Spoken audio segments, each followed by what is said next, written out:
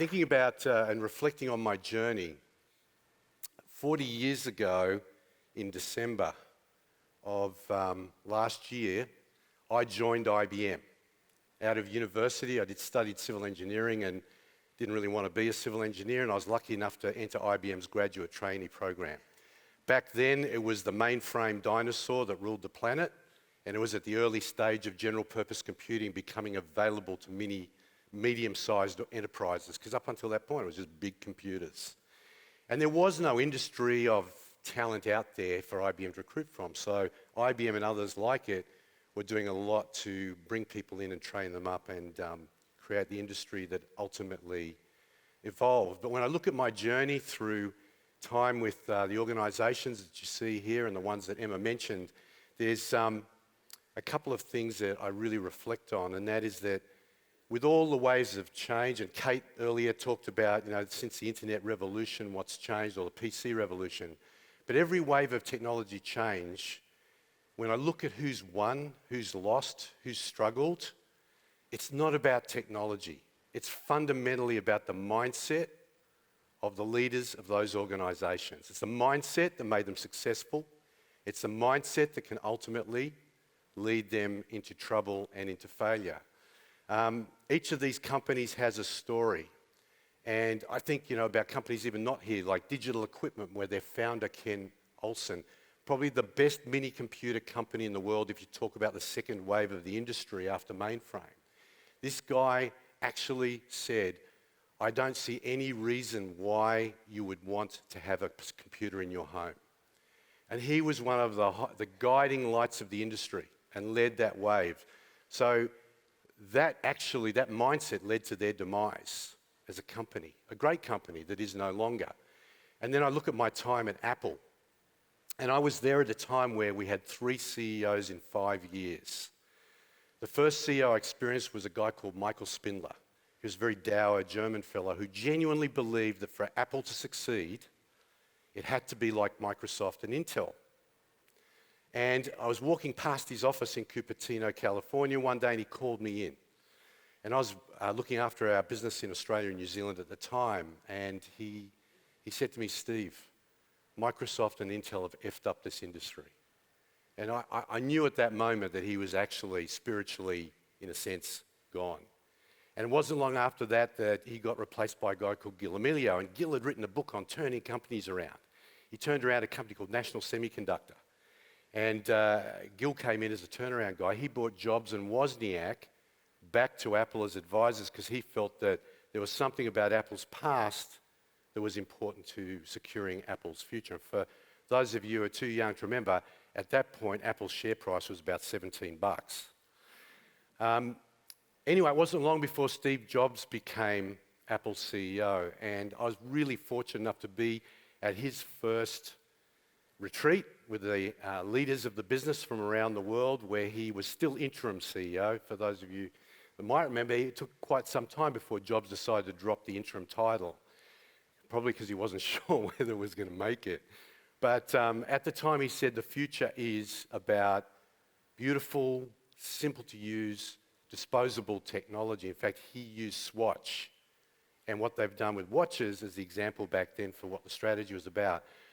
The thing I'm trying to get across is that the feeling in the company, the emotions of the people, the mindset we all had was influenced tremendously by the leader of the organization. And if you're embarking in building a business, or you're taking a business from where it is today to somewhere new, somewhere different, or continuing on, your mindset and the mindset of your team and the mindset of your people will define your fate.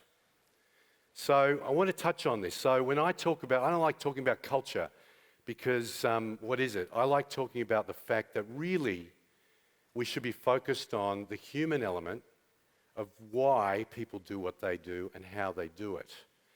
And so that's the mindsets and the emotions. I'm going to talk a little bit more about that. But even something as simple as our purpose. If you change the purpose of your organization, you are likely to change some of the people in your organization because not all of them are going to sign up for that new purpose. At Xero, we have a purpose which is about making life better for small business people, their advisors and their communities. if you want to be an engaged member of the Zero team, you've got to sign up to that purpose. You've got to feel some affinity for that. And therefore, again, it's a human element. No matter what you're talking about, whether it's your strategic priorities, the actions every day, the human element of all those things have to be the centerpiece of your focus. More than ever, the human element matters. It matters most and matters more than ever. Why? Well, because what technology has done is to amplify the potential of people. Your potential is amplified by what technology delivers. Why do I say that? Well, my simple model is that your potential is a function of what you know and who you're connected with. There's some other elements like motivation, but fundamentally, if you know nothing and you're connected to many, many people, you're not going to have a hell of a lot of potential. And similarly, if you know a lot and you're not connected to anybody, again, what's the potential there? It's a function of those two things, and traditionally we focus a hell of a lot more on what you know and less about the quality of your connection with others. That's a significant shift. But those two things now through technology are amplified. That means the potential of people is amplified. That's why the economy as it is today is increasingly reflecting the hopes, expectations that investors and others have in the ability of people to create value, to create services and new ways of doing things that benefit people and communities more broadly. So the potential of people is greater than ever, but guess what? As a result of that, change is accelerating. Change is a constant. And organisations don't change. You can't change anything unless people change. So that again is a road that leads to people, because change is a human thing, and the thing we don't talk enough about is the fact that change is hard. Change is hard because it's human, and there's a fundamental reason for that that is emotional and very real, and that is that in the face of change, what do you think is the immediate human response? And I could stop and ask you, but I'm not sure I can see too many of you, but I'll put to you that it's fear. And there's nothing wrong with that. It's a survival instinct. It's a very human thing that in the face of change, our initial reaction, if we don't know what it means for us, is fear.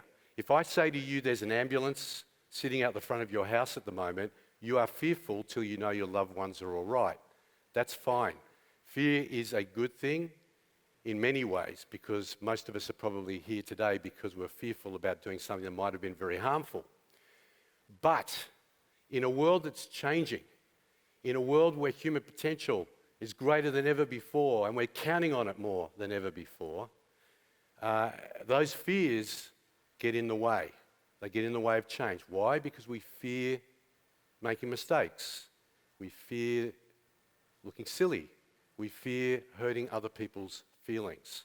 So those fears, those emotions are things that we have to really, really acknowledge, appreciate, and be much more conscious, because the more you focus on the human element of the way your people think and the emotions that they're experiencing as you go on your journey of change, whether those people are your people, your customers, your partners, whichever way it works, I believe you'll be much more able to respond, as you inevitably will need to the unexpected, whether that's change that's thrown at you or change you want to create and lead in whatever sphere you're operating.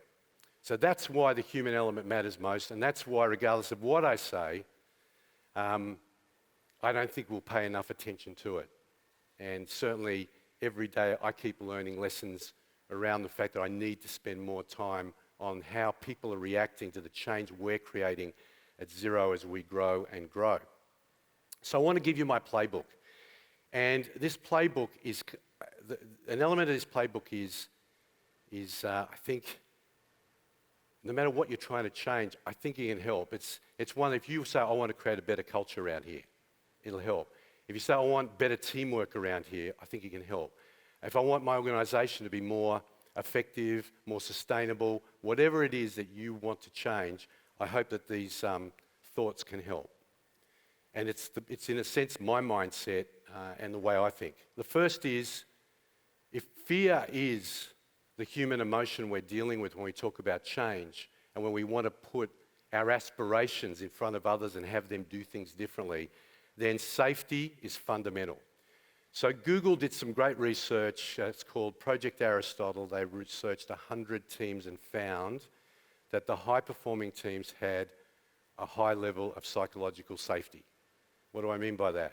It meant that people in those teams could be their true self, their authentic self. They could say what they felt. They could challenge each other. They could challenge the way that things were being done. So if there's only one thing you ever do in the world you're creating, make it safe for people to challenge you. And the best way to demonstrate that is ask your people and people around you for feedback. And then and encourage them to not say you're doing great, but to tell you what you could do better. Tell me what I could be doing better.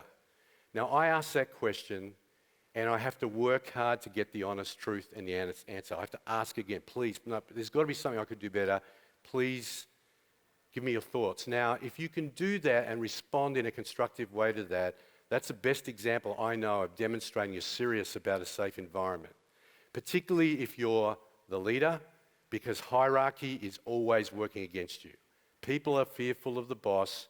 It's a human thing as much as it is a reflection of our industrial economy and background and history, and therefore you have to work very hard to create that safe environment. So really encourage you to put this center of your thinking about what you're building and how you're going about it.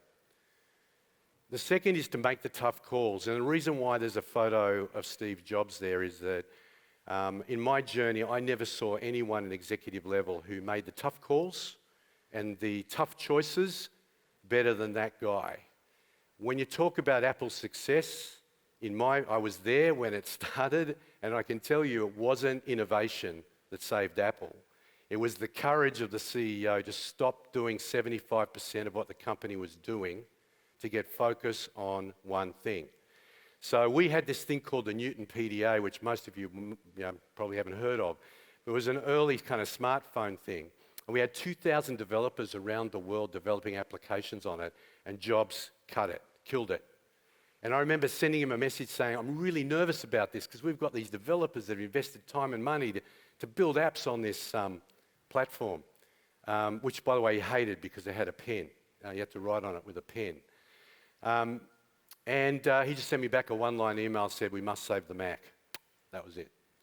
So having the courage, and particularly if you're in a startup or any organization, you'll come up with 10 times more stuff you could do than you can do, and can do well. And it's always easier to say a little bit of yes to everybody than real yes to 2 or 3. I think the mic might be breaking. It's a lot easier to say yes to lots of things than just a few things and really get that focus. Again, tough decisions are choosing between bad and badder, right? It's not, the reason why they're difficult is if it's good and bad, well, it's a pretty easy decision. But it's usually because whatever choice you make, you're going to feel uncomfortable. And feeling comfortable making those uncomfortable decisions only comes when you've done it repeatedly and you realize that even though it's painful and you don't feel great because you're saying no to good ideas or you're saying no to good people, the benefits are amazing when you get that focus and your people really feel that there's clarity about what's important. Which brings me to the next one. You have to constantly seek clarity. And I don't care whether you're a startup or a big enterprise, if you're not clear about your purpose, your priorities, you've got no hope of really making the progress that you want to make. Now, things aren't always clear. They're not. That's the nature of our world today. So all I'm saying here is constantly consider and think about, is the track we're on the right one? And are we clear, as clear as we can be about what's important given that? And that goes along with the next thing, which, by the way, I wasn't really taught. I mean, I was taught how to do strategy. I was taught how to give people job objectives. But alignment, making it line up, is a discipline that leaders aren't generally taught in a consistent way. And what I mean by that is you must make sure that every member of your team, whether you've got 5 people, 1,000 people, 10,000 people, see the connection between what they're doing and what the purpose and priorities are of the organization. And we generally don't work hard enough on that. But that's really important. Now, the clarity and lining up thing for me was an experience I had, was brought home to me, an experience I had running a startup called 9MSN 20 years ago. It was a weird startup because we were born with $100 million, brands from Channel 9 television and ACP magazines, and Microsoft's internet products for consumers.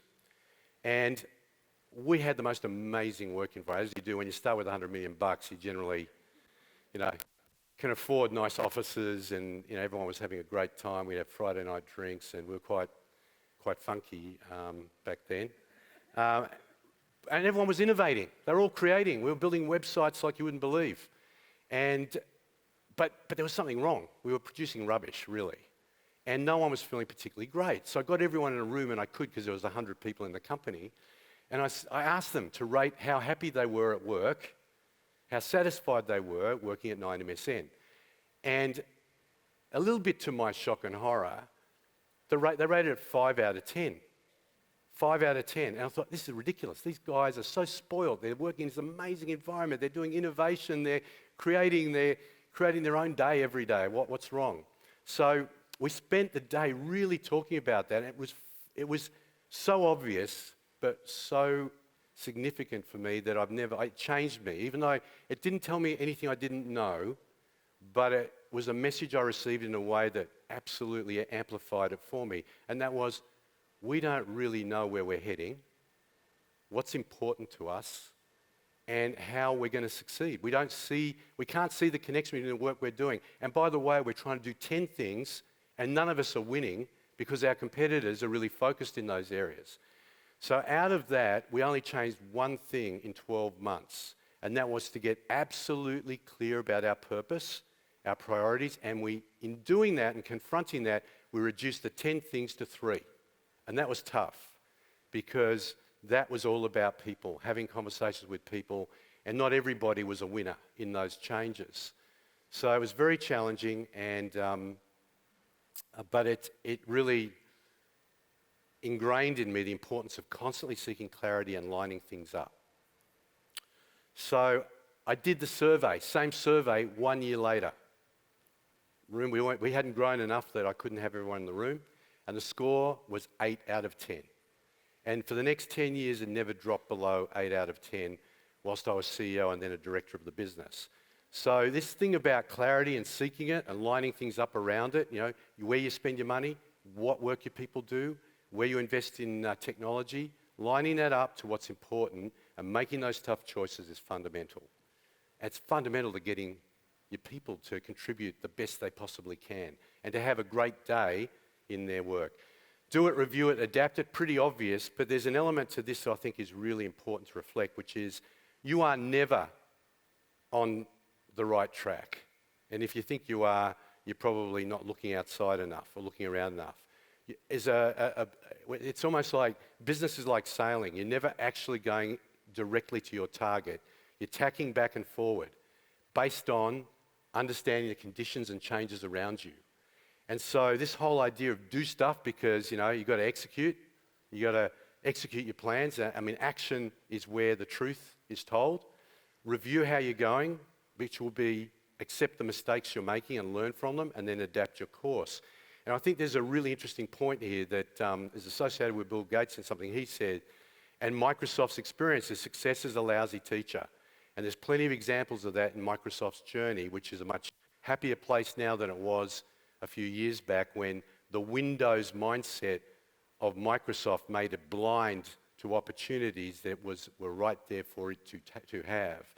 And in a sense, if you look at the change in Microsoft, it's not about, you could say, Microsoft's in a better place today because they're making more of their software available on a multitude of platforms. That's a technology answer. My view is no, Microsoft's leadership mindset shifted. It shifted from a mindset of Windows and control to multiple platforms and being much more open than it had been in the past. Mindset is what to that. So the other point here is mistakes. Mistakes are learning. Mistakes are learning. You need to find a way to accept them, celebrate them, learn from them. Try not to repeat the same one too often, but even that's a little bit hopeful because that does happen. But mistakes, Just think about it this way. There's not one thing you are good at today, not one thing you're good at today that you didn't get good at by making mistake after mistake after mistake till you got good at it. So it's crazy to think you're going to have this fast-changing, innovative organization that's responding to what's going on and correcting course and making progress if you have an attitude to mistakes that means your people fear making them. So really, really important. And by the way, success is more than a lousy teacher. Success can ultimately kill you if you attach too much to it. To the knowledge you gained getting there, the experiences you had getting there, they could still be really relevant, don't get me wrong. And I'd rather be very successful than unsuccessful in facing into it. But never ever attach yourself too much to your success and what worked for you in the past, because the world is changing so fast. It could be the very thing that gets you. In fact, in my mindset now, because I've been wrong so often over the years about what was going to work and not when it came to technology, waves of change, that whenever I see something new and different, and I have the inclination now as a baby boomer to say, that's dumb, that's stupid, the little voice in my head always comes forth and says, Steve, you've been wrong so often, have another think, have another look. So really being open and mindful about the fact that your success, your past, your expertise, your knowledge could be the very bias that makes you fail is a really important thing to keep in mind. So finally, I just want to talk about something that I do around these themes. And that is, I ask my team and their teams to rate their teams, to talk about how are we. And the overall, if there's only one question that I'd encourage you to ask, it's to ask your team to rate the performance of the team that you're all on, relative to what's possible with what you have today. It's really interesting. People are really awkward when they're asked to rate themselves or another person. But my experience is that when you ask them to rate a team they're on, people are a lot more open about that. And if you do that, and many of you are sitting there thinking, and I reckon most of you got a score around 6, 6.5, the truth is that's not a bad score, okay? It's for a functioning score. If you're under 5, that's a bit of a concern. But we don't spend enough time talking about how are we going? What is the one thing we're going to change to do even better than what we're doing today? So this question is profound. I ask it every 4 months of my leadership team. We have evolved the survey now so that we test safety. We test ourselves in making decisions and choices. We test clarity. We test whether we're lined up. Great question to ask. How well do you think we are lined up to execute our strategy? You'd be scared. It's a scary question to ask, particularly in large organizations, because people often feel disconnected from really what's important. But make the human element real. Make it real and measurable. And that you can do that by asking the right questions and just writing down a score. And if you're, for a start, if you're a leader and you're saying, gee, I'm scared that I'm not sure my people will give me an honest answer, well, there you go. You've got work to do on safety, right? And you can always introduce a third party to collate the scores if you're worried about that. But this is really important stuff. And I think just to close now, because I do want to leave a couple of minutes for questions, I want to say that, again, that this whole notion that the human element doesn't dominate our thinking and the way we do business is kind of scary. Now, the good news is the world is changing. Some awesome speaker this morning talked about that. The world is changing. We're all appreciating that we only get the best from people around us if they are free to be themselves, to speak their truth, and to make the contribution that is possible. And the key to that is for you to think about how you think. Think about the emotions around you and the emotions you create. Be mindful. Mindfulness is wonderful if it stops to get you to pause and think about how you're thinking, because ultimately you're not what you think. You can change what you think.